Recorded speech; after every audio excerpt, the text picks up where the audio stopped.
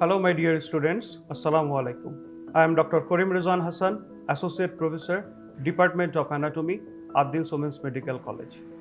Welcome back again to the second session on the presentation on bone. In the previous presentation, we already studied or discussed about the definition of the bone. Then we have discussed about the composition of the bone, and then we have discussed about the periosteum and the endosteum.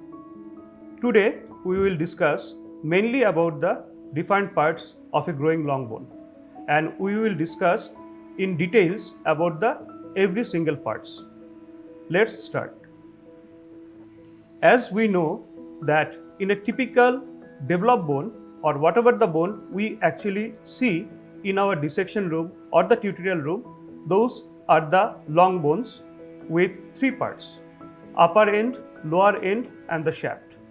Now, when that bone was developing in a human body, it was having different kind of parts. First of all, the ends are regarded as epiphyses. Then, the middle portion, which is shaft, right now it was called diaphysis. And also, there was a particular cartilage plate that is present commonly at the two ends. Those are called the epiphyseal plate. Now, let's say picture. Over here, we can see the different parts of a growing long bone. We can see at the ends, these are called epiphyses. The middle portion, that is called the diaphysis, and there should be a cartilage over here, that is called the epiphyseal cartilage. And the part of the diaphysis which is very much close to the epiphysis, that means the epiphyseal cartilage, that is called the metaphysis. Epiphyseal cartilage and the metaphysis both are combinedly called the growing zone. In this picture, we can see very clearly that these are the cartilages, these are the epiphyseal cartilages. The epiphyseal cartilage is separating the diaphysis from the epiphysis, that is the most extreme end of a long bone. Now, what is epiphysis? Remember, the definition of the epiphysis is very important. The part of a growing long bone that is coming from the secondary ossification center is called the epiphysis. Now, obviously, what is the secondary ossification center? Remember, secondary ossification center is the part of the bone that appears after birth. Now, why it is coming after birth? Because that part of the bone commonly formed after birth. They are not coming before birth, that means they are not coming before the birth of a child. Now, there is some exception. For example, lower end of the femur and the upper end of the tibia, even they are having the part of epiphysis which is coming before birth. So, those are the example of epiphysis that is different. Now, what is diaphysis? In the definition, we can see the part of the bone that comes from the primary ossification center. Now, what is primary ossification center? Obviously, this part of the bone is coming before birth. That means this part of the bone is actually present or developed when the baby is within the uterus. That means in its intrauterine life. There is also exception over here. We can see the carpal bones are the example of primary ossification center. That means these carpal bones are actually present after birth. Now, all the tarsal bones are also the examples of exception in the primary ossification center, but three of them are different, like talus, calcaneum, and cuboid. Now, what is metaphysis? Remember one thing, metaphysis is apparently absent or invisible in the growing long bone because metaphysis is a part of diaphysis. Remember, the end of the diaphysis, which is very much close to the epiphyseal cartilage or the epiphysis, is metaphysis. It is an imaginary area of diaphysis. From the definition we can see epiphyseal end of diaphysis is called the metaphysis. Now, why this is important? Because this is one of the most exclusively growing area of a long bone. Enriched blood supply is present in the metaphyseal region by the metaphyseal arteries. As we know, blood supply is very much important for the growth of the bone. That's why metaphysis should have enriched blood supply. Now, nutrient artery forms hairpin-like capillaries in the metaphyseal region, and those hairpin-like capillaries are very much minute, and it is very important that even some bacteria or any inflammatory agents can trap down in those minute arteries and they can block the circulation, and which can cause some kind of inflammation over there, and it may lead to the osteoarthritis. Close to the metaphysis, as we know, metaphysis is very much close to the end of a long bone. Obviously, it provides lot of attachments as well, like the joint capsule, that is the fibrous capsule, some ligaments, some muscles, everything. So it is also morphologically providing the surface area for the attachments of different structures. Now, in some cases, metaphysis can present within a joint. If metaphysis is present within a joint, sometimes there is a problem. Like if there is inflammation of the metaphysis, that inflammation can spread into the joint. And if previously the joint is inflamed, then that inflammation can enter into the metaphysis as well. That is vice versa. Inflammation of joint can lead to the inflammation of bone, or inflammation of the bone can lead to the inflammation of the joint. Now, there is another thing we need to discuss. If a baby is having infection during its growth in the metaphysis, then obviously the bone will not grow sufficiently. There will be shortening of the bone, and in that case, the bone will not grow sufficiently. Suppose the person or the baby is having inflammation in the metaphyseal region in the left leg, then that left leg will not grow properly considering the right leg. So the baby will be having some physical deformities. Now, in the next slide, we can see epiphyseal cartilage. Remember, epiphyseal cartilage is always representing that the bone is actually growing. Whenever in the X-ray, we will see that epiphyseal cartilage is there, that means the bone is under growing condition. Whenever the epiphyseal cartilage is absent, that means the bone is not growing. Now, what is the importance?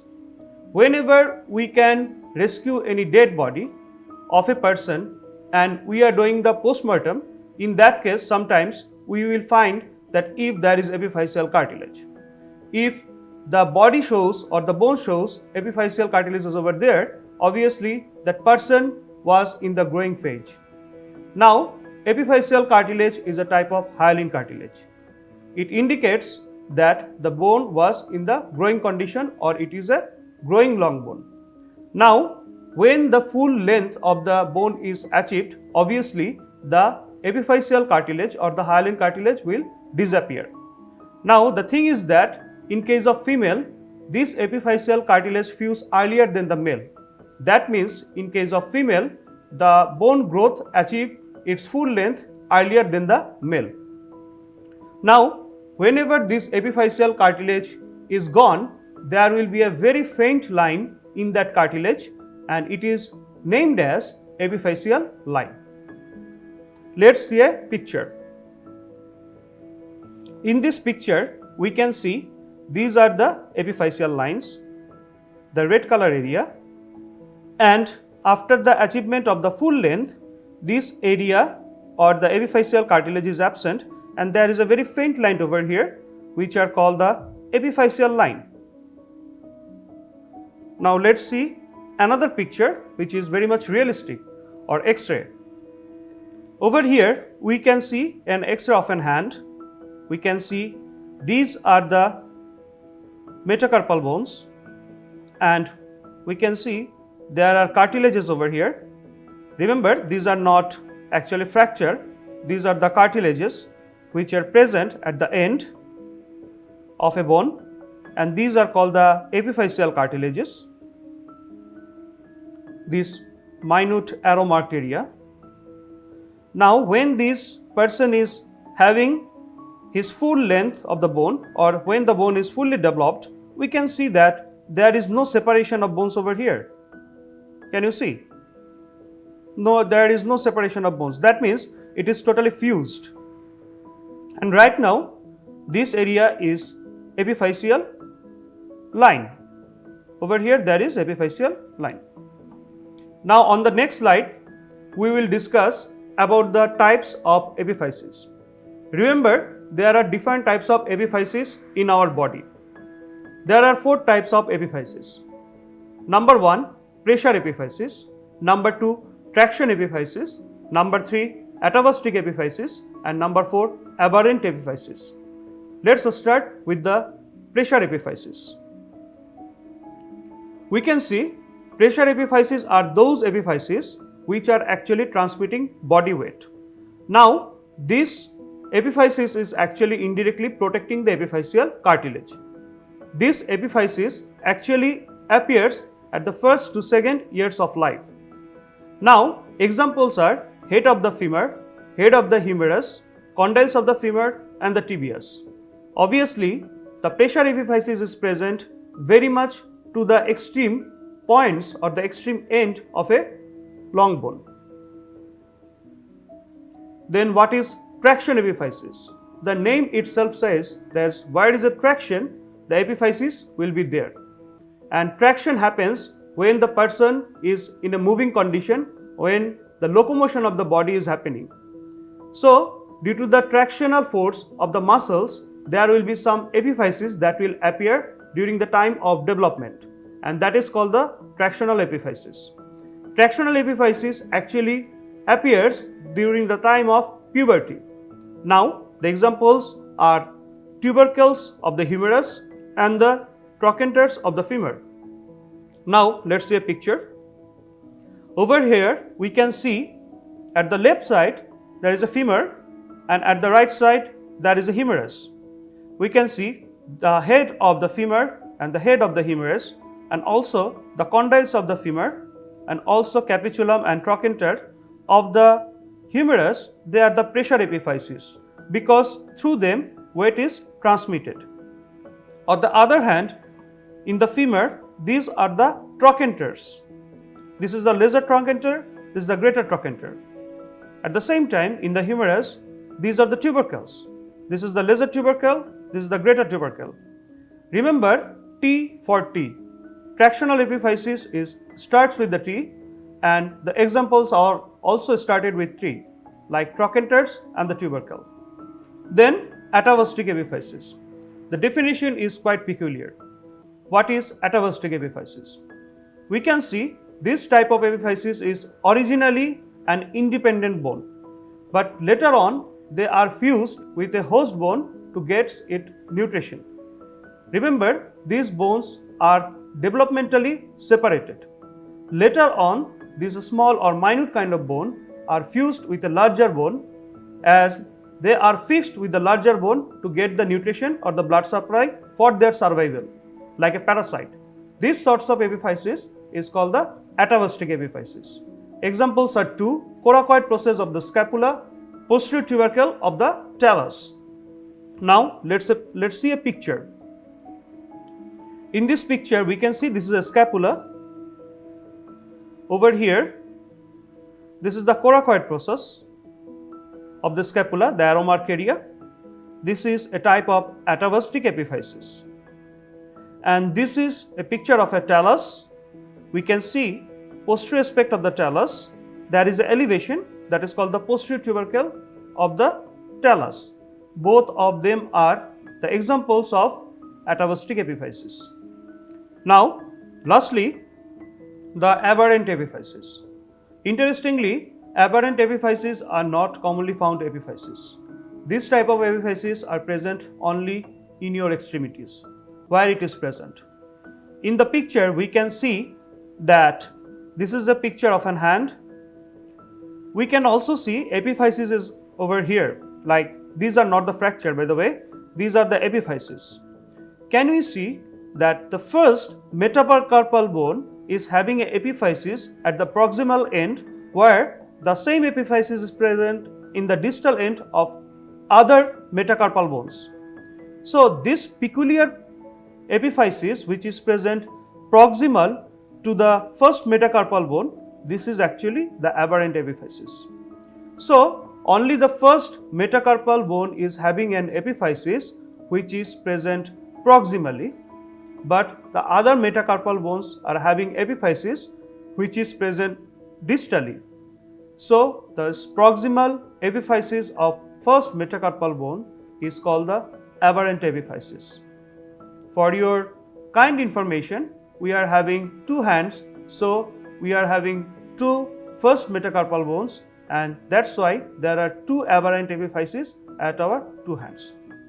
So I think that is the enough discussion regarding the epiphysis for today. In the coming class, we will discuss about the other topics as well. Till then, thank you, take care.